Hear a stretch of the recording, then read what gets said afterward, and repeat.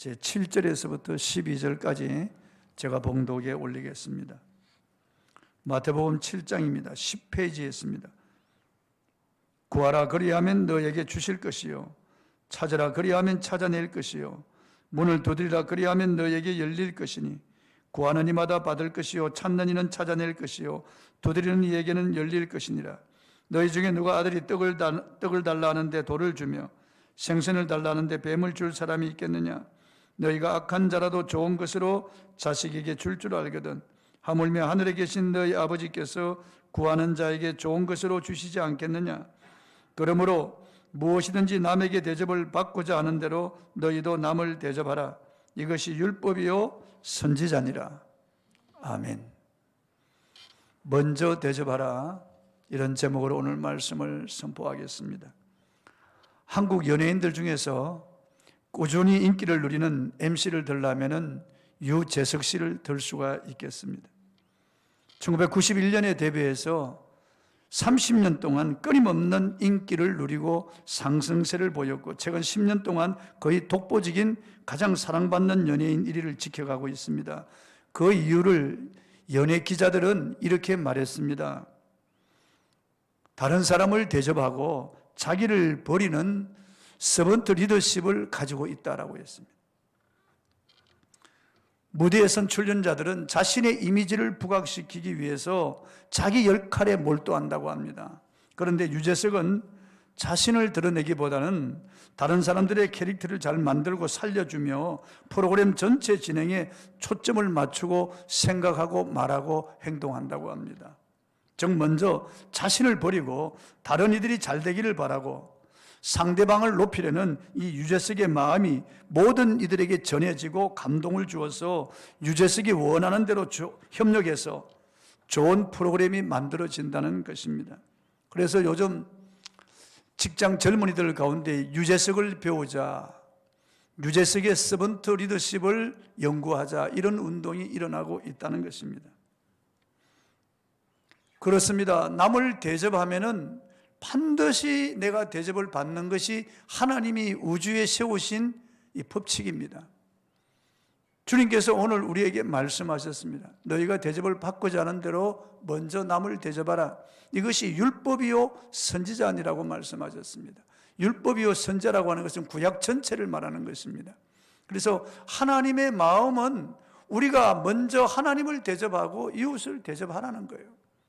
하나님이 우리에게 대접하기를 원하시는 좋으신 하나님이신데 우리가 먼저 하나님을 대접하고 이웃을 대접할 때 하나님이 우리에게 대접하신다는 거예요. 일본의 MK택시는 독특한 경영으로 새로운 역사를 만들어가고 있습니다. MK는 일반 택시보다 요금이 10% 정도 저렴하지만 서비스 면에서 최상입니다. 교토 시민들은 이 회사를 교토의 자랑으로 여긴다고 합니다. MK는 대졸 운전자들을 채용해서 학사 운전자로 양성하고 있습니다. 지난 60년 택시 10대로 출발한 NK택시는 현재 34개의 주유소와 수백 대의 택시를 소유한 최고의 운수회사로 성장했습니다.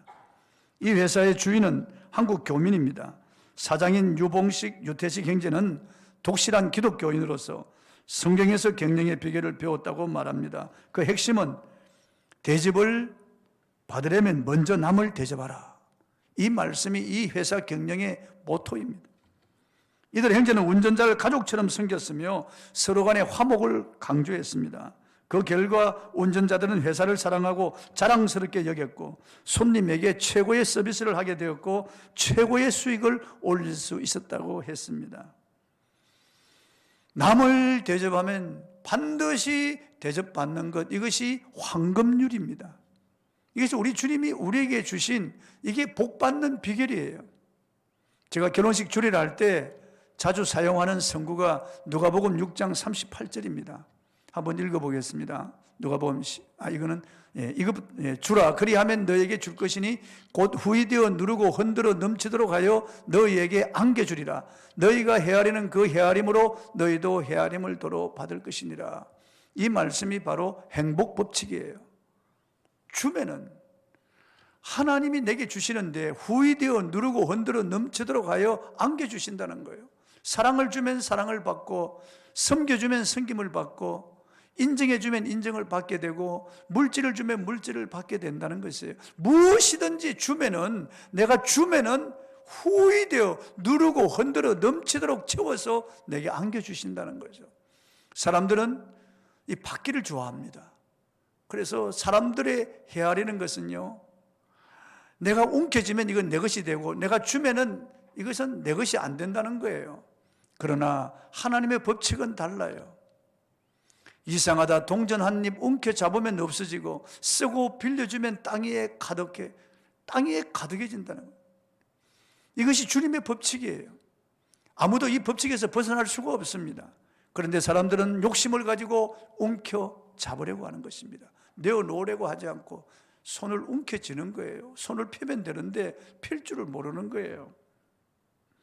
오늘 본문 12절은 황금률입니다. 한번 읽어보겠습니다. 시작. 그러므로 무엇이든지 남에게 대접을 받고자 하는 대로 너희도 남을 대접하라. 이것이 율법이요 선지자니라.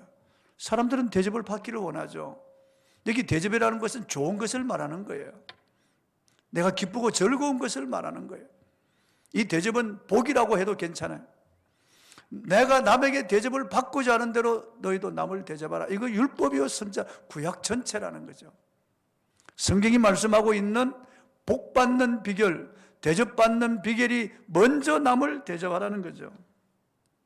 주님께서 구하고 찾고 두드리라고 기도에 대한 말씀을 하신 다음에 이 말씀을 하신 것은 의미심장한 교훈을 우리에게 주고 있는 것입니다.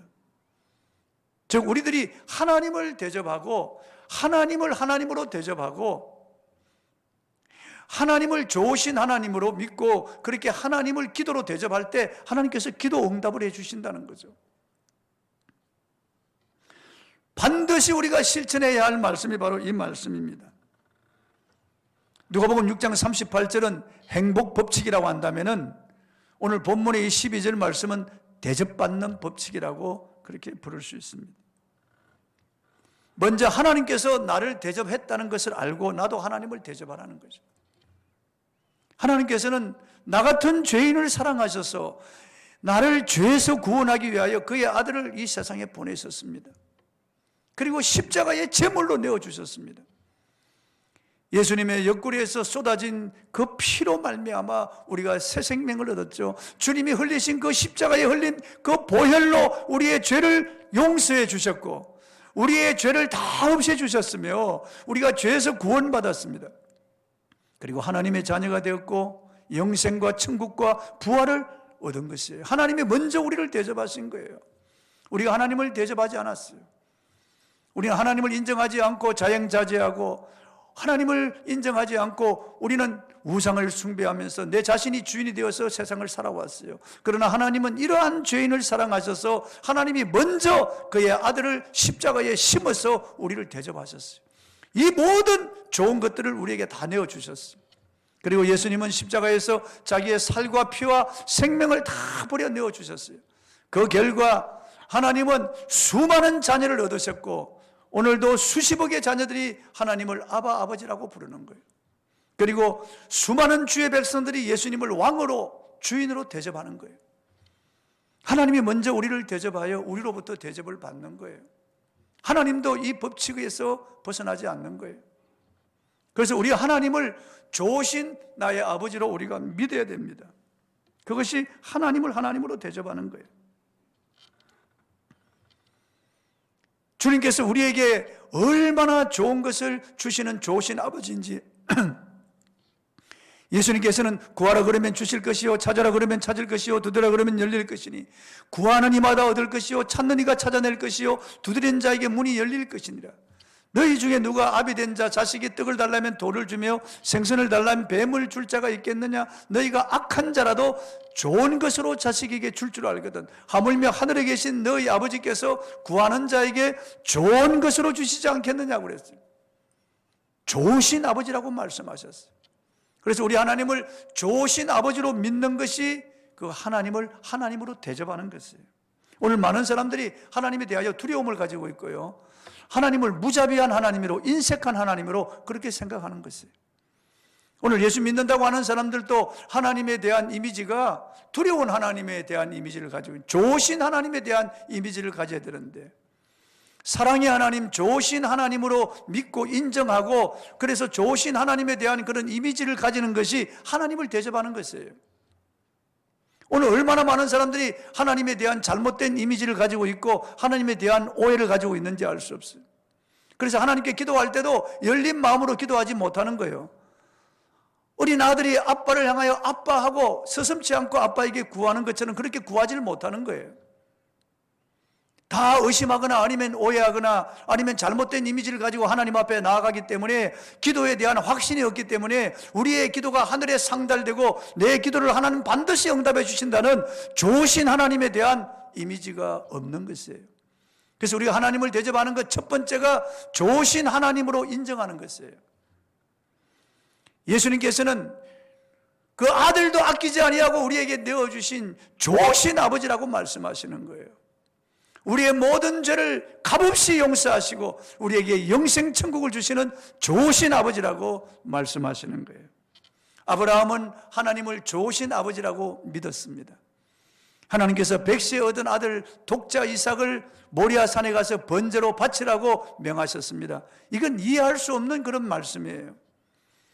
이건 도저히 따를 수 없는 그런 말씀이에요. 백세에 하나님이 아들을 주셨는데 눈에 넣어도 아프지 않을 아들이고 내 생명보다 귀한 아들인데 사랑의 하나님께서 이방신들처럼 그 번제로 바치라는 거예요. 목을 치고 내장을 끄집어내서 그 몸을 불태워서 바치라는 거예요. 이건 도저히 따를 수 없는 그런 명령이에요. 그런데도 아브라함은 하나님에 대한 좋으신 하나님에 대한 확신을 가지고 있었어요. 그래서 내 아들을 죽여서 하나님께 바쳐도 또 하나님은 금방 이삭을 부활시켜서 내게 주실 것이라고 하는 이런 믿음이 있었다고 성경은 말씀하고 있어요. 조금 더 하나님에 대해서 오해하지 않았고 하나님에 대해서 나쁜 이미지를 가지지 않았어요. 하나님은 좋으신 하나님, 주시는 하나님이라고 하는 것, 그 이미지를 가지고 있었어요. 그래서 독자 이삭을 받았을 뿐만 아니라 아브라함은 수많은 자손들을 거느린 믿음의 조상이 된 거예요. 복의 근원이 된 거예요. 욥은 하루아침에 모든 재물을 다 잃어버렸어요. 그리고 그의 7 아들과 3 딸이 다 죽어버렸어요. 그 몸마저 병들어서 악창이 나서 잿더미에 앉아서 기와자국으로 몸을 끓고 있었습니다. 그때 그의 아내가 와서 하나님을 원망하고 죽으라고 말하고 떠납니다. 그런데 저 여인의 말이 어리석은 여자의 말과 같도다라고 말하고 주신 자도 여호와시요 취하여 가시는 자도 여호와시니 여호와께서 찬송을 받으실지니이다 하고 입술로 범죄하지 않았습니다. 그가 그렇게 고통을 당하고 고난을 당해도 하나님은 좋으신 하나님이라고 인정하는 거예요. 주시는 하나님이라고 인정하시는 거예요. 그래서 욥은 처음에 가졌던 복보다도 2배나 더 많은 엄청난 복을 누리고 오고 가는 세대에 인내의 귀감이 된 거예요. 위대한 그런 인물로 하나님이 세워주신 거예요. 그러므로 여러분, 아무리 현실이 힘들고 어렵고 고통스러워도 여러분이 이해하지 못하는 일들이 일어난다고 할지라도 하나님을 좋으신 하나님으로 믿고 인정하시기 바랍니다. 기도하러 나갈 때 좋으신 하나님을 믿고 좋으신 하나님은 내게 주신다고 하는 이 분명한 믿음을 가지고 하나님 앞에 기도할 때 우리의 기도를 하나님이 어찌 안 들어주시겠어요? 기도에 확신이 없이, 응답에 확신도 없이, 하나님에 대한 좋은 이미지를 가지지 않고 하나님 앞에 그냥 세상 불신자들이 우상에게 기도하듯이 그렇게 기도하니까 응답될 리가 있습니까? 먼저 하나님을 대접해야 돼요. 좋으신 하나님으로 대접하고 인정하고 그 믿음으로 좋으신 하나님을 우리가 마음속에 품고 좋으신 하나님의 얼굴을 바라보면서 기도할 때 하나님이 우리에게 응답으로 대접하시는 거예요. 좋으신 하나님께서는 우리가 구하고 찾고 두리는 것에 응답하여 주신다. 반드시 응답하신다. 이런 믿음으로 나아가서 구하고 찾고 두드리는 것이에요. 구하고 또 기도하고 그다음에 또 찾아보고 또 두드리는 거예요. 찾아보는 것은 우리가 결혼 배우자를 찾고 직장을 찾고 사업장을 찾고 여러 가지 찾는 것이 있겠죠. 그리고 문을 두드리는 것은 취업의, 결혼의 문, 퇴의 문, 취업의 문, 사업 확장의 문들이 열리도록 두드리는 거예요. 하나님을 좋으신 하나님으로 인정하고 부푼 가슴을 안고 기도하는 것, 이것이 하나님을 대접하는 것이에요. 나아가서 우리가 물질로 하나님을 대접하는 것이에요. 하나님은 우주의 주인이십니다. 이 모든 만물이 하나님의 것입니다. 그런데 하나님께서 우리에게 왜 물질을 요구하실까요? 저는 텔레비전에 나온 어떤 실화에 대한 그런 글을 읽어보았습니다. 강남의 한 부부에게 결혼한 세 아들이 있었습니다. 그분은 부동산과 동산이 엄청난 재력가였습니다. 그런데 세 아들 중에서 둘째 아들 내외는 해마다 부모님의 생일이나 명절이 다가오면 봉투에 30만 원을 넣어서 그게 부모님 은혜 감사합니다, 부모님 오래오래 건강하게 사세요, 이렇게 적어서 그 부모님에게 드린다는 거예요. 아니 그 30만 원 그 재력가에게 얼마가 되겠습니까? 뭐 애들 앞에 껌값이나 같은 거죠. 그런데도 이 부모님은 그걸 기쁘게 받는다는 거예요. 이 부모님이 텔레비전에 나왔어요. 물론 얼굴은 자막 처리했죠. 음성도 변성을 시켰고 이름도 가명으로 나왔죠. 그런데 이분이 아나운서에게 하는 말이 자기 이미 유언장을 작성했다는 거예요. 그 유언장에 둘째 아들에게 모든 재산을 다 물려준다는 그런 유언을 적었다는 거예요. 첫째와 셋째는 우리 아버지는 뭐 재력가인데 수백억 재산가인데 뭐 아버지한테 뭐 용돈 드릴 필요가 있냐? 용돈을 드리지 않았다는 거예요. 그러나 그 둘째 아들은 매번 명절마다 생일 때마다 부모님의 결혼 기념일 때마다 부모님에게 용돈을 드렸다는 거죠. 비록 적은 돈이지만은 그리고 부모님은 그걸 마음으로 받은 거예요.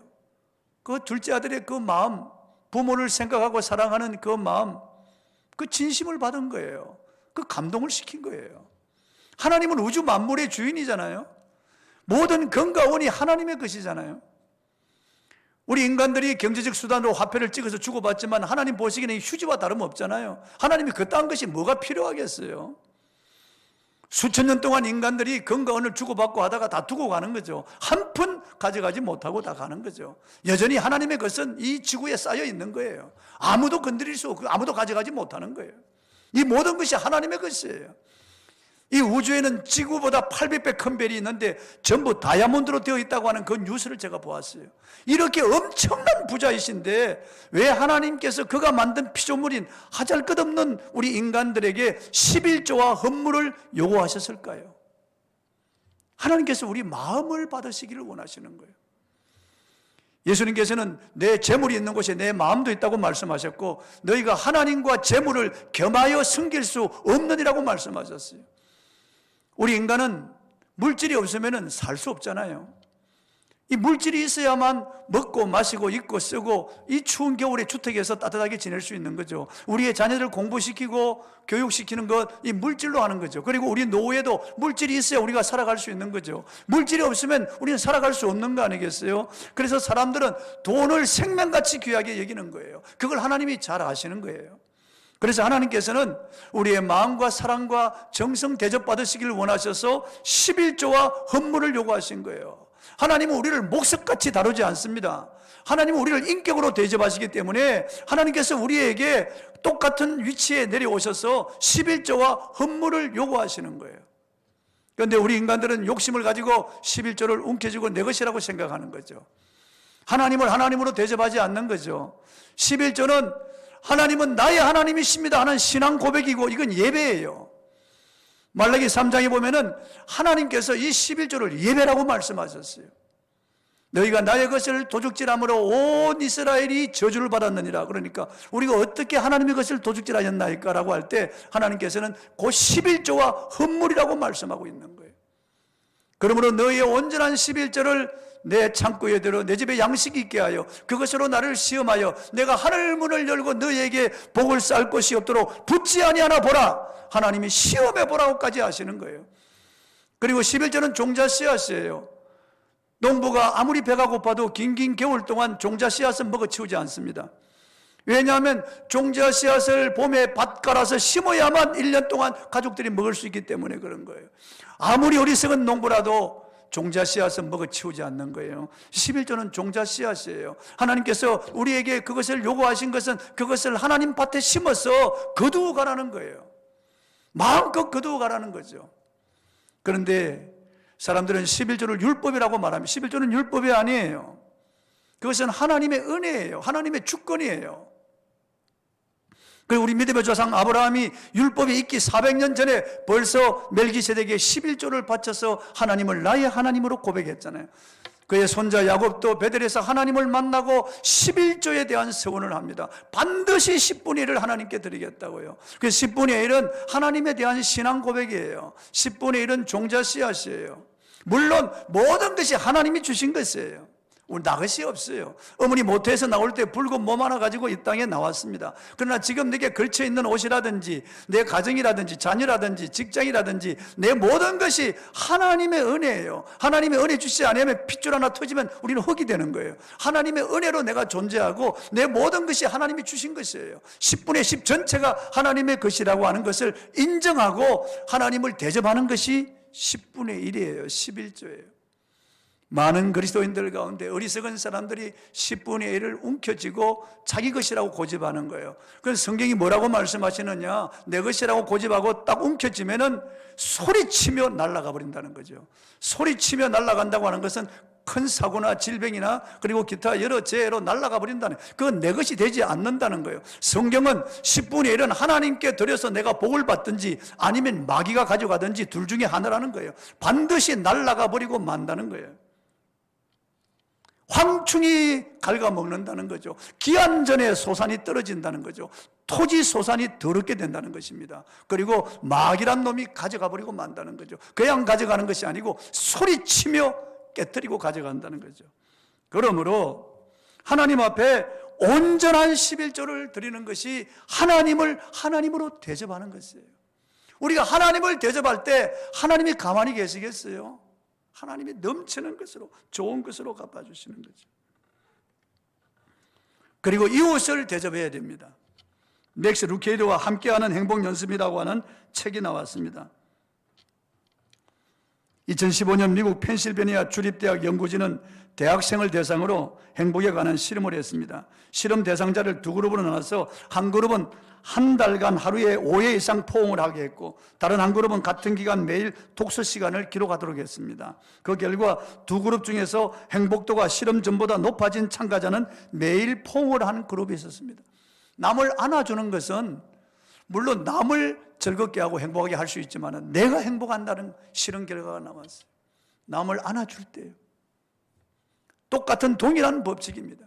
친절한 말을 하고 위로해주고 사랑해주고 그리고 물질을 주고 긍일에게 줄 때 내가 행복해지는 거죠. 내가 넘치는 것이에요.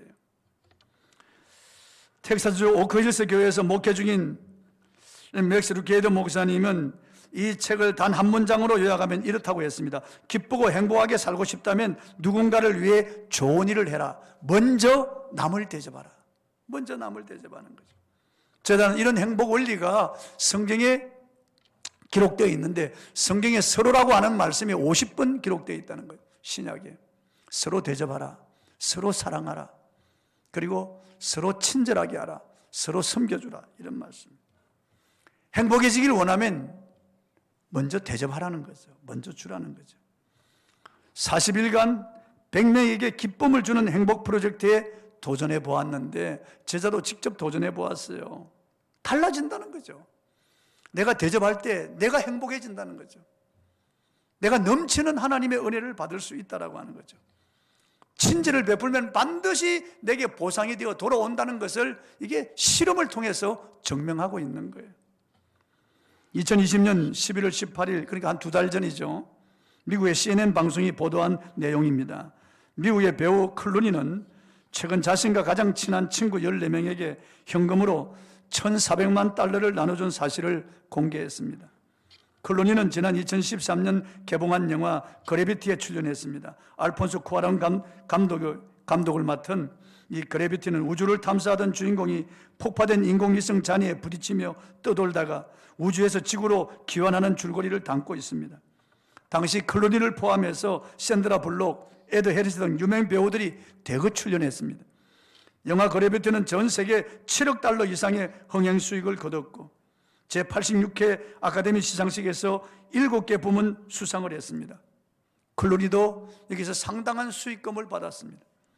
그는 영화 그래비티로부터 얻은 현금을 저축하는 대신에 가장 친한 친구들에게 나누어 주는 것을 선택했습니다.